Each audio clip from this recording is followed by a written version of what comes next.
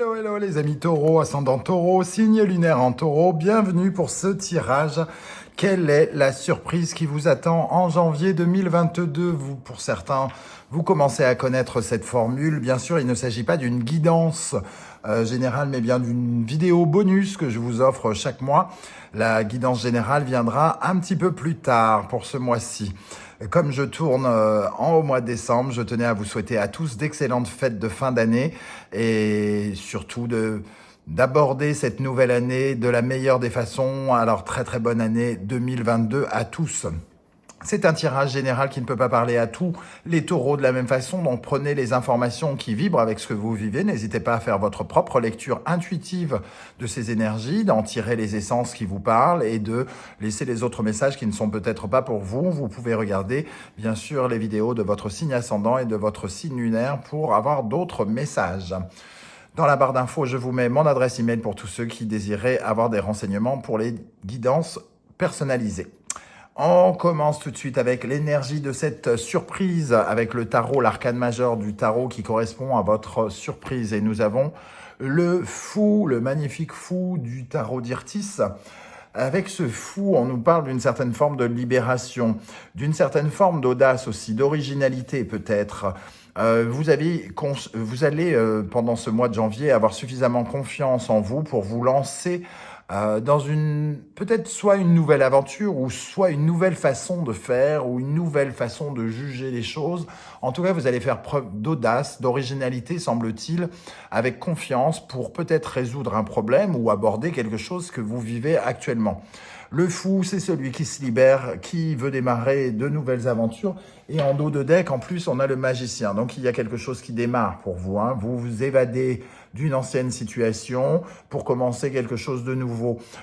Cette nouvelle pourrait concerner cette libération. Sincèrement, il y a quelque chose, peut-être où vous vous sentez bloqué là actuellement, dans une situation soit familiale, sentimentale, professionnelle. Et on voit... entre guillemets, que vous essayez de vous en extirper et que vous allez avoir l'occasion en janvier de pouvoir peut-être en sortir. On va regarder avec plus d'énergie ce que ça peut nous dire. Ici, nous avons cette énergie. Vous êtes sur le point d'abandonner quelque chose, j'ai l'impression. Vous avez donné beaucoup d'énergie avec Mars, ici, et le Bélier. Peut-être que vous avez essayé de lancer quelque chose de nouveau. Parce qu'on connaît le bélier pour être quelqu'un qui est un très bon initiateur, qui lance les choses, c'est un coureur de vitesse, c'est celui qui démarre très très bien, très très fort, le bélier, qui démarre très très fort et peut-être que vous vous êtes vite essoufflé que face aux obstacles que vous rencontrez, il y a quelque chose peut-être qui vous arrête. Ici, on voit bien ce chevalier qui rêve d'être ce chevalier-là et il semble qu'il n'ait pas la même posture, puisqu'ici, il a l'air crevé et sur le point d'abandonner et il se rêve beaucoup plus conquérant, tout ça. Et vous avez peut-être la possibilité en janvier d'essayer d'atteindre votre but, celui que vous avez peut-être, que vous êtes sur le point d'abandonner, de lâcher ou... En tout cas, qui vous demande sacrément de vous battre pour vos convictions, de vous battre pour vos idéaux, de vous battre pour l'excellence, de vous battre pour devenir ce brillant chevalier. Donc, vous avez envie d'une certaine forme de progression et vous vous battez pour cette progression. Et on voit que vous pourriez amorcer quelque chose de nouveau pour avancer, justement. Vous pourriez faire preuve d'audace, de risque, prendre un risque avec le fou, être poussé à aller vers une zone de confort que vous ne connaissez pas, sortir de votre zone habituelle pour essayer d'avoir de nouvelles choses. Ici, nous avons l'été et l'arbre de vie. Clairement, avec ces deux énergies, on nous parle d'abondance. Il y a quelque chose qui est relié à l'abondance. Ici, on voit bien ces fruits qui tombent, donc qui nourrissent votre vie, l'arbre de vie. Et l'été, avec l'été, il y a quelque chose de l'ordre de l'abondance. C'est la période de la récolte des fruits qui commencent à mûrir. Donc ici, pour moi, il y a quelque chose qui vous relie à l'abondance. Il y a le début d'une nouvelle aventure. Il y a quelque chose qui vous aide peut-être, ou en tout cas qui vous met sur un nouveau chemin, sur une nouvelle route, clairement. Alors, la surprise en question, on va regarder avec ces énergies, la femme, le compromis, l'échec, l'hérédité, au centre de votre tirage, la maison, la distance, la victoire, le temps et le travail. Il peut être question, en tout cas, ici, avec la femme, en entrant dans la femme, il peut y avoir des énergies très émotionnelles, une certaine énergie peut-être de blocage, de passivité, d'attentisme. On a l'impression qu'il y a quelque chose qui n'a peut-être pas fonctionné, qui a peut-être échoué, un accord avec quelqu'un, un compromis qui n'a pas fonctionné, qui peut être en lien avec la maison, hein, ici, avec un déménagement pour certains, ici même, l'hérédité, la maison, la distance, le besoin de changer de place, de maison, de déplacer sa maison. Donc ça peut nous parler de mutation aussi, hein. Il y a peut-être quelque chose qui n'a pas été acté ou qui n'a pas fonctionné, ou une négociation qui a été un échec. Et ici, c'est un peu, ces énergies-là me font penser à quelqu'un qui rebondit par rapport à cette situation et qui trouve une autre façon de faire et peut-être une nouvelle solution là où il s'est senti bloqué. On peut voir en tout cas que ça nous parle de quelque chose qui sécurise. La maison, ça représente la sécurité, ça représente le confort, ça représente la famille, l'hérédité aussi. Donc ici, il y a peut-être de la distance avec notre famille, hein. Il peut être question ici d'une certaine distance avec notre famille et peut-être même une engueulade avec quelqu'un, une sœur, une mère, pas forcément une femme d'ailleurs, hein, puisque ce sont des énergies des générales. Et on voit qu'il y a une certaine forme de victoire sur le temps, quelque chose qui a fait son bonhomme de chemin, parce qu'on a beaucoup œuvré, on a beaucoup progressé peut-être pour certains. Donc peut-être qu'ici, il peut être question pour certains d'une amélioration par rapport à un conflit familial notamment. Et pour d'autres, moi, ça me parle vraiment de déménagement. Il y a ces énergies-là, de trouver une maison, d'emménager peut-être avec quelqu'un, en tout cas de protéger sa famille, de protéger son foyer, et de trouver un compromis pour l'endroit où l'on habite. On a envie de se projeter ailleurs avec cette distance. Prendre de la distance par rapport à un échec. Un échec qui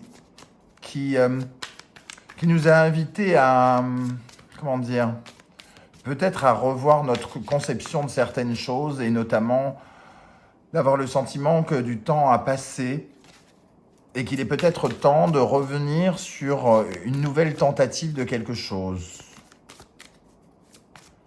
J'entends le mot tentative, nouvelle tentative.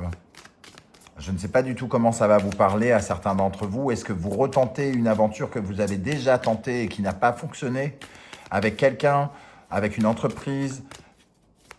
Est-ce que vous refaites 2 fois la même chose en ayant, entre guillemets, réfléchi, en ayant grandi avec cette hérédité, en ayant travaillé dessus sur votre projet et que vous revenez beaucoup plus libre et beaucoup plus conquérant ici, par exemple?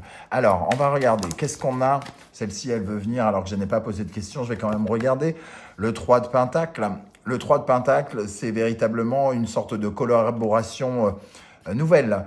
On se met, entre guillemets, avec quelqu'un, on collabore avec quelqu'un qui peut être assez original, quelqu'un de nouveau.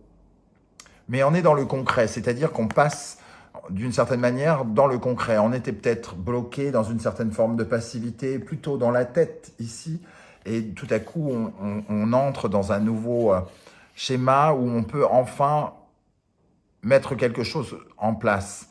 Avec l'été, on sent qu'on a compris des choses, hein, on a progressé, on a grandi. Alors, qu'est-ce qu'on a sur cette maison au centre du tirage? Qu'est-ce qu'on a sur cette maison pour les taureaux en janvier 2022? Le valet d'épée. Le valet d'épée, c'est celui qui a une nouvelle idée. Une nouvelle idée et surtout qui fait des recherches. Il y a quelque chose de... un peu de ruse, il a de la curiosité, il est rusé, il y a quelque chose qui se passe par rapport à votre recherche d'une sécurité, d'une recherche de maison, d'une recherche de confort par rapport à votre famille, qui, je pense, est récompensé en janvier. Qu'est-ce qu'on a avec l'échec là-haut? Avec l'échec pour les taureaux. Le 8 de bâton. Quelque chose qui est arrivé vite et qui, pour moi, est venu vous avertir. C'est quelque chose qui vous avertit un peu comme quelque chose qui est prédestiné, qui vous est envoyé par l'univers, soit pour vous remettre sur votre route, soit pour vous éviter un danger.